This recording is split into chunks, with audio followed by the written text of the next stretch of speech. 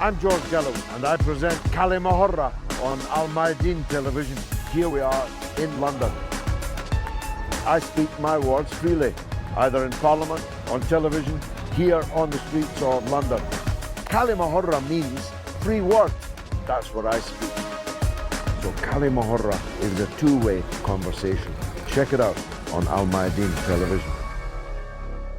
Welcome to Kalima Horra with me, George Galloway, on Al Mayadeen television, coming to you from London and talking, unusually, about Britain, about the British Conservative Party, the ruling party since 2010, indeed the ruling party throughout most of Britain's democratic history. And in particular, that governing party's attitude to Muslims and to Islam. Now, everybody in Britain knows that under Jeremy Corbyn, the Labour Party was supposedly rife with anti-Semitism. For the most part, in fact, that meant there was growing support for the Palestinian people in the Israel-Palestine conflict, but never mind. That was neatly and devastatingly conflated into the false charge, in my view, largely, of anti-Semitism within Labour.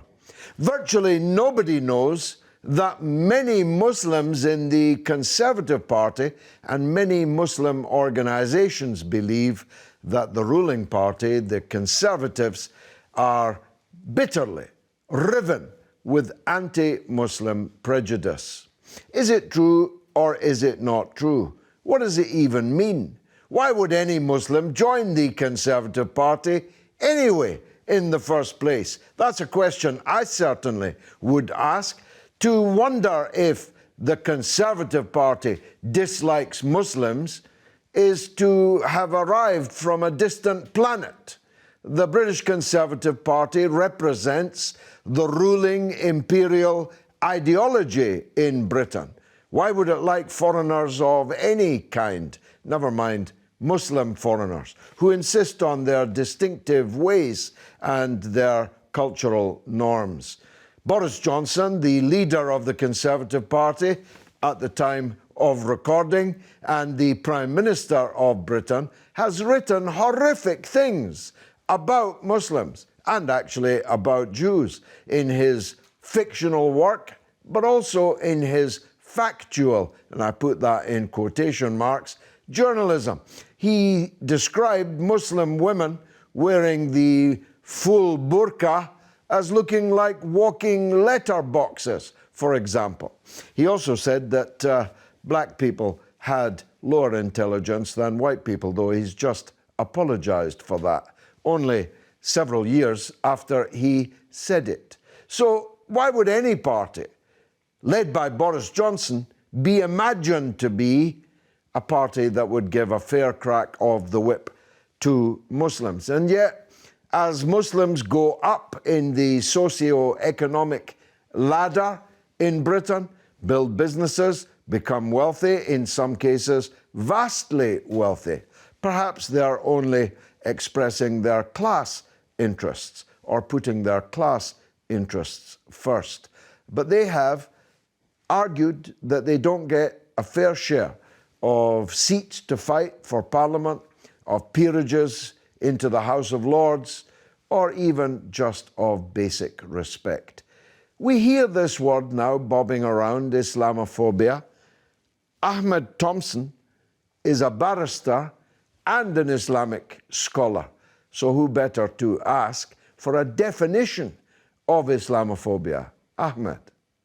Well, it's interesting because it doesn't come from the Quran. You know, there isn't a word in the Quran from which Islamophobia derives. And if you go into the history of the term, it's basically only about a century old. It was used by a French writer in the 20th century. And it was popularised really in 1996 when the Runnymede Trust brought out their paper called Islamophobia, A Concern for Us All. And this was the first time really that it was brought into common parlance. And it always seemed to me a bit dodgy, because it's almost like it was being used to define Muslims in the sense of being victims of some kind, that for some unknown reason, people had this irrational phobia, it's almost like a mental illness, of just hating Islam or fearing Islam or hating Muslims or fearing Muslims. And it didn't, to me, actually bear any direct connection to reality of the Muslims that I knew, certainly. So it seemed to me at the time that it was almost like a psyops, gentle psyops kind of strategy of getting the Muslims to look at themselves in a certain way where they would see themselves as victims. And perhaps correct one or two things for the benefit of the ruling ideology. And so it was almost like it was designed to keep people in their place. And what is interesting is that report was published by Jack Straw of the Labour Party. And who later went on to kill rather a lot of Muslims. Well, this is the thing. And also at the time, at that time, late 90s, early, 21st century, it wasn't, there wasn't any law that legislated against discrimination on the grounds of religion. And whenever the subject was brought up, he would always try and steer it away and say it's just, racial prejudice. It's not religious prejudice. And that was reflected in the laws of the time. That if you were being discriminated against because you were a Muslim, that wasn't against the law. But sometimes you could get a success in court by saying it was indirect race discrimination. That if you belonged to a certain ethnic minority, then it could be indirectly allocated that label. But he always avoided using the term religious discrimination until the 1998 Human Rights Act came into law.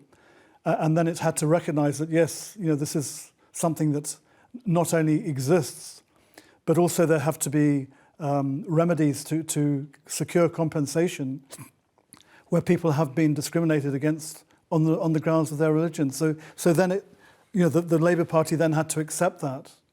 But it's almost to me that it's like a false dialectic, a false way of looking at life.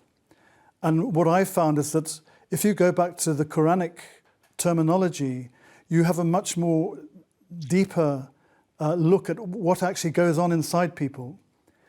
And basically it comes down to people who accept and people who reject prophetic messages, prophetic guidance. And the people who reject usually give the people who accept a hard time. That's their role in creation. Isn't this the normal contending of 100 schools of thought? I was brought up a Catholic. I could argue there is Catholic phobia still until 2021 in Britain. You can't be a Catholic and marry into the royal family, for example. If you are a Catholic, you have to give your religion up. Boris Johnson appears to have metamorphosed back into a Catholic. He's been a butterfly, a slug, now he's back as a butterfly, and he becomes the first ever Catholic Prime Minister of Britain, although he's not a great example as a Roman Catholic. It's following the tradition of Henry VIII, isn't it? Quite so. Change religion so you can have a marriage. Indeed. But isn't this, I'm entitled to be prejudiced against Catholics or Protestants or Muslims, am I not? In the sense that I can say, I don't like your religion, I don't like what it stands for.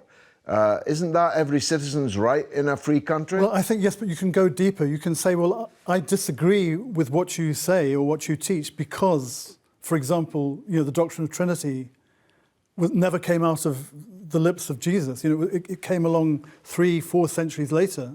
So it was a product of people actually changing the original teaching. And this is why I can't accept it. And also it just doesn't match up to the world that I see around me and the universe I see around me. I don't see this kind of division. So that's rational. So what we're talking about here is irrational prejudice. Yeah. So you can have reasons why you... And in the end you can say, well, we'll have to agree to disagree, for example. Because the Muslims go even further and they say, well, in fact, the Quran confirms that Jesus wasn't crucified. And if you look at the Gospel of Barnabas, it says it was actually Judas whose appearance was turned to look like Jesus, and it was he who was crucified. So he was, as it were, hoisted on his own petard, to use a kind of later phrase, but you use a bit of Shakespeare. But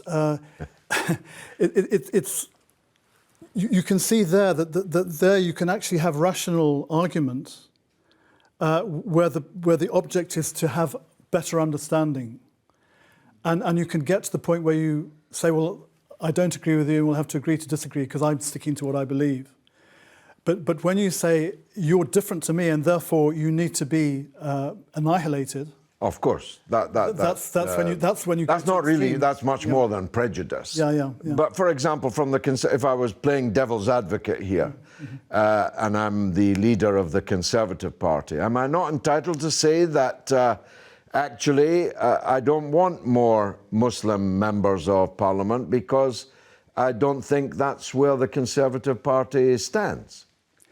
Well, I think the thing is, you see that the main parties, most people, when the election comes, they're faced really with choosing the lesser of the evils that are available, not that they actually believe. Well, as a candidate in an election at the moment, I'm hoping that the people will do that. And therefore, they tend to not vote for the party often, but for the person. They say, well, this person, is sincere, or this person has beliefs that I agree with. He is against discriminating on grounds of race and religion, for example. And for that reason, I will vote for him or her, not because I believe in the manifesto of the party, but because I believe that person may do some good, do more good than the other candidates. Azam. But I think all of the parties actually try and get as many people to vote for them as possible. And therefore, they're trying to be all things as inclusive as possible. Yeah, exactly. Yeah. And women, we should say. Ali Azam, you're the co-founder of the Virtue Ethics Foundation based in the United Kingdom. And you have said we have witnessed extreme to passive opinions regarding Islamophobia, and you throw in the LGBTQ plus community. Are these things comparable? They're comparable to the extent that if we are going to look at the whole phenomenon at the very, first principles. So even though Islamophobia has different definitions, it's a contrived fear to advantage a certain group, and in this case, we're talking about conservatives. It has different meanings. There is just a hatred, dislike against a growing threat of fundamentalism or immigration or, otherness. But Islamophobia, at the very root of it, it has to be understood taking a very broader context. And I think unless that has been tackled, there is no objective, dynamic and objective addressing it. And that is that within the Muslim community, it's very prevalent that human rights is always conflated with imperialism and expansionism. Pluralism is always equated with moral equivalence. Liberalism is an antonym to Islam completely. The second and third generations who are living here, they want to demand their rights, but yet they want to refuse to sign up to the liberal democracy as such, which has British values, which should have been human values or universal values. But the denial of that or not accepting that, I think it's all feeds into it. So it's although it is argued that is oversimplification to put closed views as the reason of Islamophobia, but it plays in a great deal. Well, let me make the same kind of point I made to Ahmed. I am myself personally opposed to the LGBTQ plus narrative in the sense that I don't want my primary school children to be taught the kind of things that they, if the teachers can get away with it, will teach them about that. Am I not entitled to that view? Why does that make me a phobe?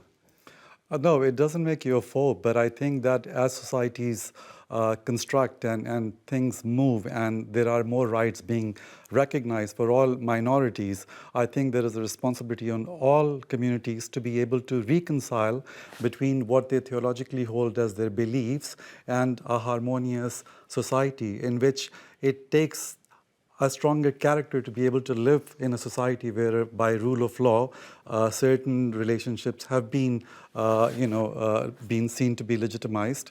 And you have to also see that, when two children who are brought up by two fathers or two mothers are coming to the school at a very young age, they should not be bullied against. So this, no, of course, no one's.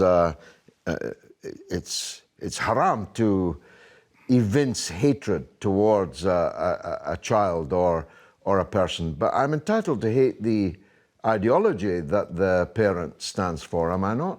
You are, hate is a strong word, as, we'd all advocate being able to accept others rather than hating others. That would be just, you'd have to reconcile these. Accept the other, yes, accept the person, yes. But for example, this issue of teaching, or for that matter, in the Batley Grammar School, the depiction of the Prophet Muhammad as a terrorist to school children, schools that we pay for. This is liberalism gone to its extreme, is it not? Well, liberalism, obviously, it does go to extreme in some sense, but I think that doesn't give anybody the license to impose certain, the will of certain groups. So what you can do and what we can do collectively as a community to just bring more education, that's the only way, because if otherwise the repercussions will continue to perpetrate. So if you wanted to claim your rights, what makes you think that the other side would take it favorably? I mean, they would have their consents, and that it would just be a perpetration of negativity. Dr. Hamid Alshejni, you're an academic expert of Arabic and international affairs and a consultant and a commentator. Where do you stand on this subject of British Islamophobia? The problem is that happening at the time being is there are other division with regard to defining Muslims and non-Muslims. Different religions have their own way of defining their own way of life, and nobody could touch upon them, and there is laws that protect them. While Islam has become an open window for anyone to attack and the scapegoat for any politician that want to divert the problems from economics to any issues that the country has to those minorities and attack them in the open, and nobody could say no. The problem also exists within the community itself. I don't think that they are very active to represent themselves in such an aggressive way to say, look, we are integrating, we are part of the society, we should be treated equally. And the other thing is, what's making things worse is the division among the Islamic country. And they try to influence different groups within this country or different parties, i.e. find some that they pay, the Conservative Party, for example, to deport those what we call Islamists, or those that they have a different opinion or a liberal opinion from those conservative Muslims. But I usually look into the issue in a broader way. If we look at UK, the Conservative Party to start with, when it started, it was dividing the society itself. It was dividing the British society as elite and non-elite, as masters and slaves. And then it came the immigration, and then they have tried to divide the immigration among themselves and make them scapegoats, as I say, initially to all the problems that UK has. But at the end of the day, if they are trying to correct it, as an example, the Islamophobia, how they are correcting as a Conservative Party? Well, isn't it a bit isn't a Muslim joining the Conservative Party a bit like joining a boxing club and complaining that people are hitting each other? Why would you expect anything different from the Conservative Party than racial and religious prejudice? That's what they're based on. I'm not I don't agree that there should be a bridges within the party itself, because it's political motivated issue in here. And when you are treating different groups within the party, you are telling them get off, don't be part of it. And one of the problems that has been raised many times, there has been reporting about accusation of prejudice, hatred, discrimination, yet it wasn't recorded. And if it's recorded, it's just in a slice, in a very, very surface way that you couldn't dig it out. Even the commission that they formed to try to dig out this issue and say what's happening, they couldn't find recording on all the grassroots of the party. And the recommendation came to say, look, you should start putting some mechanism in place to tackle this issue. You should start train the party members how to coexist with others and so on and so forth. And I think if they start tackling it from the grassroots, i.e. from schooling system, because there is still exclusive schools, there is elite school, and in those schools they are still teaching the same methodology, the same mentality, the same superiority, and so on and so forth. And they come out and they become a leader easily because they follow their parents and so on and so forth. I don't think it's going to change unless they integrate those schools. They ask Muslim school, for example, to integrate, not to teach specific subject. That's fine. If you make it universal for all the other schools, for private school, in that they all have the same teaching, we are all equal, we are British. As a child, learning this to exist with others, to play with others, and so on and so forth, you're going to get rid of it. But the problem, I don't think that they are tackling it. They don't want to tackle it because the elite want to still be in control, and they use those cards to divide in that they could conquer at the end of the day. Briefly, Ahmed, what do you think of that? I think it's trying to reconcile the irreconcilable. Irreconcilable, me too. There is a short surah in the Quran, Surah Al-Kafirun, which can be translated as the people who cover up the truth or the people who reject. And a translation, which I've quoted actually in the House of Lords, when the committee there was considering the laws against religious hatred. Religious hatred. And it's very simple. It says, "O you who reject, I do not worship what you worship. And you do not worship what I worship. And I will never worship what you worship. And you will never worship what I worship. To you, your way of life. To me, my way of life." And it's a recognition of a difference between the people who reject and the people who accept. And when you look at life in these terms, of this grouping, then you will find that in all the political parties, there are people who accept and people who reject. And you will find amongst the people, for example, Sayyida Warsi, who last month spoke out against what was happening in Palestine and said, look, this is the government policy, but where is it being implemented? And so she was very brave in doing that because she knew that immediately she would be accused of being anti-Semitic and all the rest of it, all whatever happens when you look at what has been done to the people of Palestine. And I think as long as people try to say, well, we've all got to be the same, it's never going to work because we're not all the same. Much more of this after the break. Stay tuned.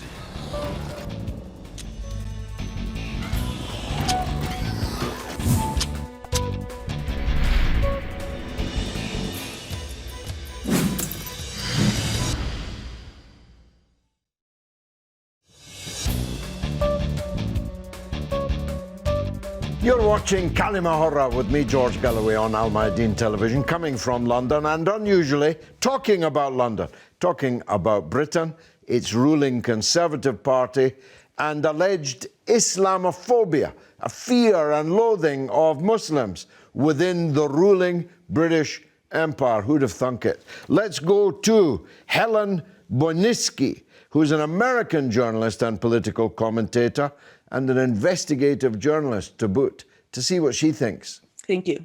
So, Helen, it's official. We've got the report.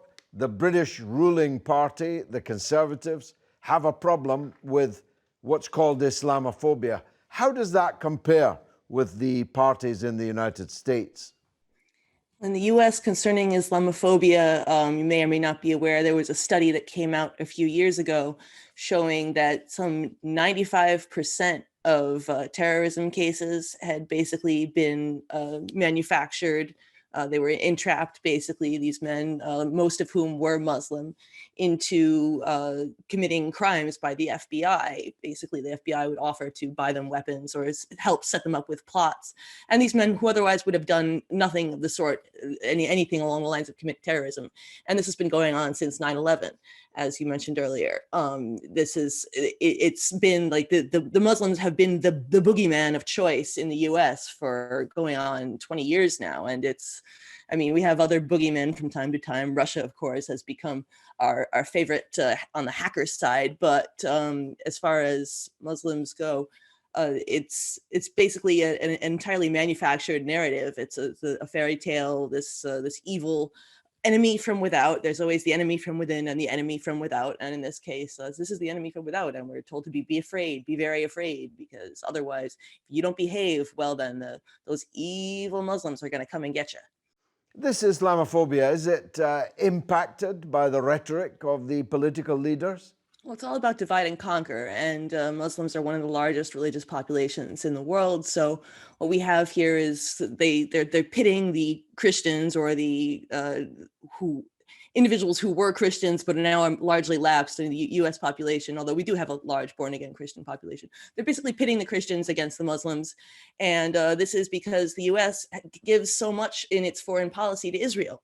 And so the Israeli nation, which considers itself the representatives of Judaism, but is not necessarily, there are plenty of Jews who object strongly to what Israel is doing foreign policy-wise. But this is basically a contest to divert attention from the real boogeyman in the room, which is Israel. And so you've got the U.S. is being asked to fight Israel's wars for it, and doing unfortunately, a very expensive and bloody job of it. And it's very unfortunate that this conflict has been generated and has been going on for so long, because the death toll is enormous. Not to mention what's happened to just America's future as a country. We have no money, our generations that are coming up now they have nothing to look forward to except more of the same. And that's a terrible thing to have. According to a survey by the Institute for Social Policy and Understanding, 62% of Muslims in the United States, including 68% of Muslim women, experience religious discrimination just in 2019. That looks like a huge number of incidents, is it? Well, it's easy to find the group that looks different and point at them and blame them for whatever happens to be wrong. I mean, as human beings, we've been scapegoating the other for generations, going back into prehistory. But it's unfortunate, because the Muslims were not our enemies, at least foreign policy wise, until it became the thing to do Israel's battles for it. And it's unfortunate because there are so many Muslims who come to this country seeking a better life. I mean, anyone who lives in a big city knows that there are local bodega owners from Yemen, and there's all these people from Syria, and we're familiar with these people. But the problem is that in large swaths of the country, we don't have immigrants who might familiarize the average American with the average person from, say, Iran or Syria or wherever. So people, the unknown becomes the feared, and that contributed to by huge amounts of propaganda being shoveled at us, whether it's from the Israeli propaganda machine or from other propaganda machines. There are plenty of them. Of course, the homegrown propaganda machine is one of the worst. Unfortunately, you've got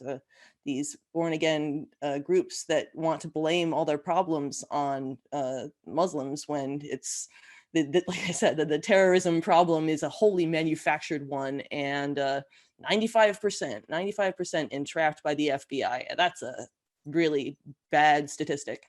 And finally, what's the role of the media in this ever-increasing phenomenon? Well, it's all about hoodwinking people. I mean, whatever the agenda of the day is, you really can't trust U.S. media. They say it's independent media. We don't have state-run media like these other countries. But if you look at actually who's paying for it, I mean, you watch the commercials on CNN, and you see commercials for Lockheed Martin, a stealth bomber, or it's like nobody's sitting there buying stealth bombers. The CNN audience cannot afford these weapons of war. So it's pretty clear that the US taxpayer dollars are being funneled into the Pentagon, which then pays for favorable coverage from the media, which is not independent. Don't let anybody tell you that. It's all you gotta do is watch 5 minutes of it, and it's just rah cheering on the war machine. This is not what Americans want. This is not what any of us want. I don't think. Unfortunately, the rest of the world is able to distinguish between the American people and the American government, because otherwise we would have a serious problem on our hands. Dr. Hamid, Helen seemed to be saying two apparently contradictory things there, that in part it is innate to other people, that we've been doing it for time immemorial, but also that it's actually the state that needs it. If you're going to be at war against Muslim countries year after year after year, you kind of have to pump up the anti-Muslim propaganda, and the uneducated will not be able to distinguish between the Muslims you're supposed to hate and the Muslim who's selling you groceries in the corner shop. Which is it, or is it both? I think it's both to some extent, because there are like a kind of emphasis from the top that the systematic way of divide and conquer, that she referred to it, and I did previously, driving all the scenarios in the ground. Yet they know that some are not keen to challenge them, so they go to the extra miles of oppressing them more, or not caring about them, or discriminate against them within the society. And it started with even with the movie, as you could remember, in the 60s of the last century and the 70s, they all the time portrayed a Muslim as this terrorist wearing egal and going into the street killing and so on and so forth. And now they are afraid of the internal ones, i.e. the one living in the West, because they start waking up, they start challenging the system, they start saying, this is right and that's wrong, it shouldn't be done in such a way. So the easiest way is to keep trying to make a bad image of Islam. Ali Azam, is that what it is in your view, that the Muslims are just the latest bogeymen? We've had others. Black people were once the bogeymen here, some still are. Irish people were bogeymen for a time. And communists were under our beds and so on. Is that what it is, or does Islam or Muslims bear some responsibility for how other people see them? Well, it's both. First of all, for the question that you put before, whether it's innate. So it's really a social condition, but sociology and anthropology has only studied it within conditions and symptoms, and that's why they have borrowed a lot from critical race theory and tried to imply that it's really a kind of racism, just packed as religious. But this really is a human condition. It cannot be studied in structuralism, destructuralism, in how societies are being constructed. It's really a very innate thing of taking dominance over somebody who's weaker than you. If you were to overturn power structure, if we were to introspect that, we will see that the position would be extremely worse if that power structure was given to Muslim countries, and then what the Westerners would be inflicted with. So we could actually be introspective and see that it's really a human condition. It has to be dealt with at that level. And with Dr. Hamid, I would agree that it has to start with education. There is no other way to deal with this, because what we are, even right now, what we are discussing are only opinions. We don't have any objective understanding. We haven't gone through any dialectic to try and see, laws of contradictions. If this, stands true for this, should that stand true for this as well? So we haven't gone through any of that deconstruction of the phenomenon. And until we deconstruct the phenomenon, we are in no position to contemplate or reflect upon. So we are just it's always going to be groupism. So I will always side with my religion, my sect, my nationality against the other. It's not going to be on any objective values. To bring it to objective values, we have to transcend from some of the verse that Ahmed cited, But I think that's reductionism, because we cannot live in an alienated system. We as believers, as moral agents, need to include and bring the polarity somewhere calibrated into the middle. If we don't do that, then we're always going to have the very, right wing, which are from margins, they're going to go into the mainstream. So it's our responsibility to deal with this phenomenon head on, but with wisdom and with categorical morality, not because it suits us, not because what we're going to be put to if we don't.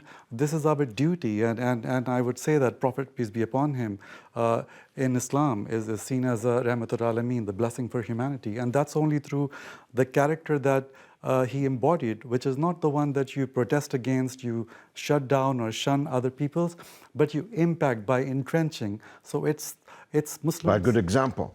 I mean, Muslims have a bad name sometimes for a good reason. I recently put my mother-in-law in a telephone box that was filled with obscene prostitutes' cards written in Arabic in Edgware Road, and she fled from the telephone box. This kind of horrific behavior by some Muslims. Some don't need the FBI to entrap them into terrorist acts. Some of them have committed terrorist acts with the FBI nowhere in sight, in Manchester Arena and so on. So Muslims, don't they, Ahmed, have some responsibility? If every Muslim neighbor was like you, people would have a better view of Islam, wouldn't they? I think the thing is that you have to look at the techniques that are used by the current power status quo that are used in order to keep their status quo. A lot of that is done through the media, and a lot of it encourages people actually to take an extreme position, because then it gives a justification for what the power nexus then does to deal with this problem. So, for example, Iraq, on the face of it, was invaded after 9/11, even though Saddam Hussein had nothing to do with it, and that was on record. But in what Chaim Weizmann called the fog of war, in that fallout from the attack on the Twin Towers, on the back of that, they invaded Iraq, and in the short term it was weapons of mass destruction, and you had Colin Powell showing a kind of satellite image of a building and saying it's all been done in there, which was a load of rubbish. But it was accepted because that was the official narrative. And Tony Blair had been told, by the Attorney General, you can't invade Iraq to effect regime change. But in the end, post facto, once it was shown that there were no weapons of mass destruction, and this is why Kelly was killed, because he knew that there weren't any. He'd been there with all the weapons inspectors. He knew the story, and that's why he was killed on this alleged suicide, for which there was never a post-mortem. He shifted, after the event to say, well, Iraq is better off without Saddam Hussein. But is it? What I'm saying is if I could make the point that the techniques they use are to support extremism. Al-Qaeda was funded by America. ISIS was funded by America. Sure. It was all done with dollars, American dollars. Sure. That doesn't mean it's not. But by having the bogeyman, by building it up, you then have the excuse to go and invade the country and blow it up. Yeah. But if you're looking at terrorism, look at state terrorism. Look at what has been done. Why can't we look at both? Well, the thing is that the state definitions of terrorism exclude state terrorism. They say it can only be done by an individual or group of individuals. Yes, so but I was 1 mile away from the Manchester Arena when a Libyan Muslim fanatic blew up and murdered scores of children, murdered and mutilated scores of children at a concert. No, it's terrible. It's ghastly. It's awful that it comes to this. That someone who's obviously not right in the head does something as stupid as that and as ghastly as that. And everybody quite rightly condemns it. There's nothing to do with Islam. But what actually pushes people to that position? And you see, this is... Well, he was pushed to that position by his handlers who extremised and fanaticized them to get rid of Gaddafi in Libya because he was at that time the enemy. Anyway, we'll come back to these points. Let's hear, though, from Catherine Shakdam, who's a writer and political analyst on the Middle East and the head of the Yemen department of England Next Century Foundation. You're very welcome. Well, the report shows clearly that there is a problem of Islamophobia in the ruling Conservative Party, despite their claims of zero tolerance of it. Why? Why? It's a very good question. There's no easy answer for this. I think it has a lot to do with bigotry. I think it has been passed down, and I think I would say it's almost in the political DNA now of the Conservative Party. And this is not to say I'm not trying to pass judgment on the Conservative Party at all, or their politics. What I'm saying is that there's a certain behaviour, there's a pattern that sadly we haven't been able to break away from when it comes to Islamophobia. And I think it has a lot to do with the fact that we haven't understood the problem that pertains to Islamic terrorism versus Islam and Muslims in general. And so because it's easier to just, brush people under one color and just to say, well, Islam is bad, or, all Muslims are a certain way. I think it has allowed, for this, for Islamophobia to actually kind of anchor itself within the Conservative Party's narrative.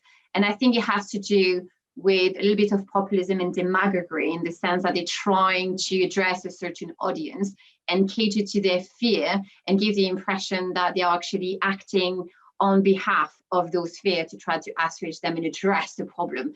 The problem is not so much Islam, but rather Islamism and radicalism. We haven't addressed those issues.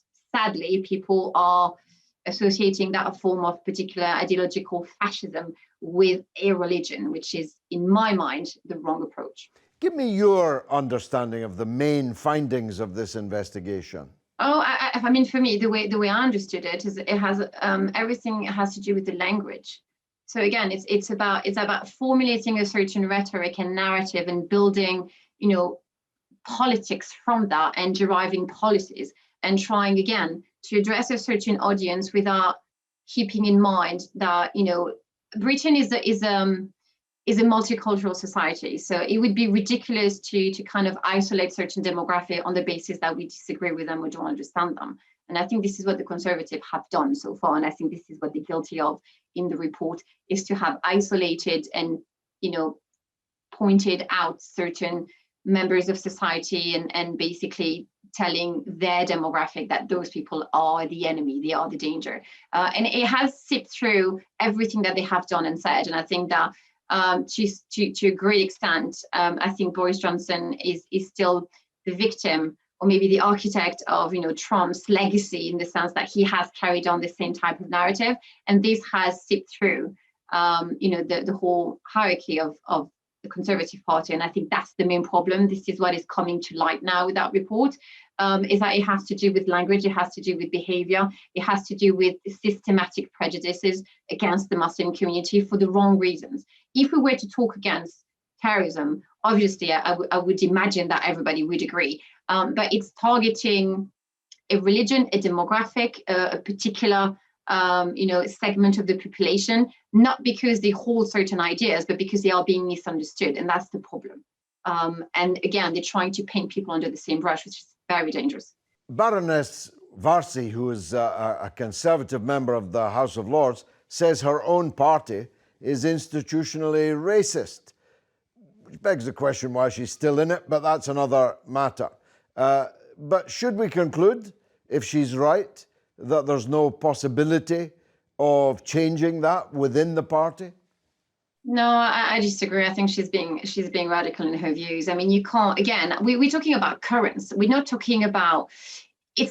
In my mind, it's like if you were to take people within the Conservative Party and isolate them from the whole, you would not. I don't believe that they're racist, and I don't think they're being Islamophobic per se. What I'm saying is that they're catering to a narrative that is Islamophobic because it makes sense politically for them. What we need to do is to change the dynamic and actually demonstrate that that kind of behavior, that kind of language is actually counterintuitive in terms of how do we go about solving the problem of Islamic radicalism, which is ultimately what we want to do. Now, again, to point the fingers at the Conservative Party as a whole and say they're all very, very bad, we can't engage with them, is just as radical as saying that, you know, we can't engage with Muslims full stop because this and this and this and this.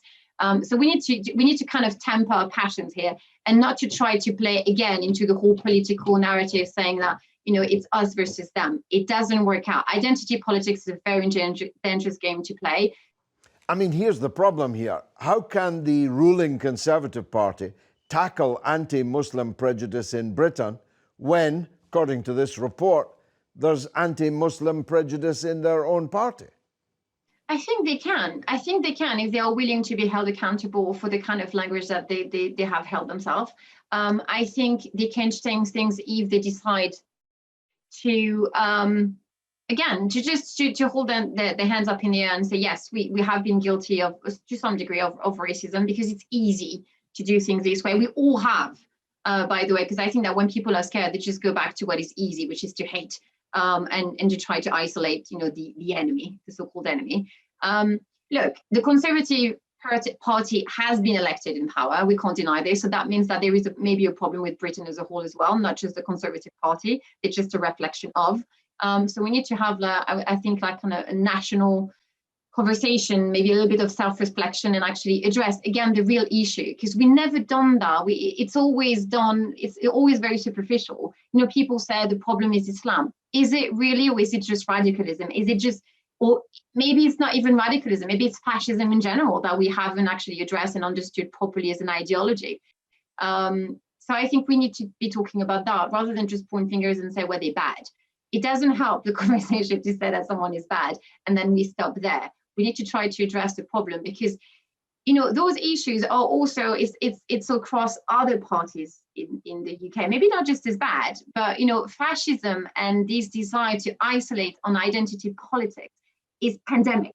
It's something, you know, it's part of this woke parade that the left is guilty of as well. So it's not like the Labour Party is doesn't need to answer to a few, you know, to a few crimes. So let's just not just decide that the Conservative Party is really, really bad. I think that everyone has a lot answering to do right now in England, and not just about Islamophobia, but other issues as well that are related to fascism as well, in my mind. Ahmed, you drew a dichotomy earlier between racism and religious hatred. Mm-hmm. And it's true, of course, that not all Muslims are people of colour, but most Muslims are in Britain. The overwhelming number of Muslims in this country are people of colour. Sikhs are regularly attacked because the criminal who's attacking them thinks they're Muslims. Mm. Isn't it the case that racism exists here and Islamophobia merely aggravates it? Well, again, I'm wary about using the term Islamophobia, and I think part of what the lady was saying was that actually we need a different discourse, because it's all about pointing the finger and saying this one's the enemy and, you know, this is the one we have to watch out for. But I always remember the words of Sheikh Ahmed Thomson bin Umar, who's from Ghana originally, and I was at a talk he was giving many years ago now, and he said, I'm not going to talk to you about Islamophobia. I'm going to talk to you about Islamophobia. And you know, he has such a love for the Prophet and a love for the Deen of Islam in its fullest sense, that he completely changed the dialogue, if you like, changed the discourse to something positive. And this actually undermines then the techniques that are used to demonize the Muslims, including even the use of the term Islamophobia, which I never use myself. So I think this is what has to be done. And when you know, you've talked about the need to educate people.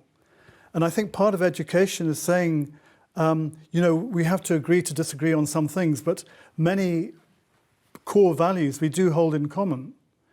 And people talk about British values, but if they say it's going to the football match and getting drunk and then getting into a fight. That's not a British value.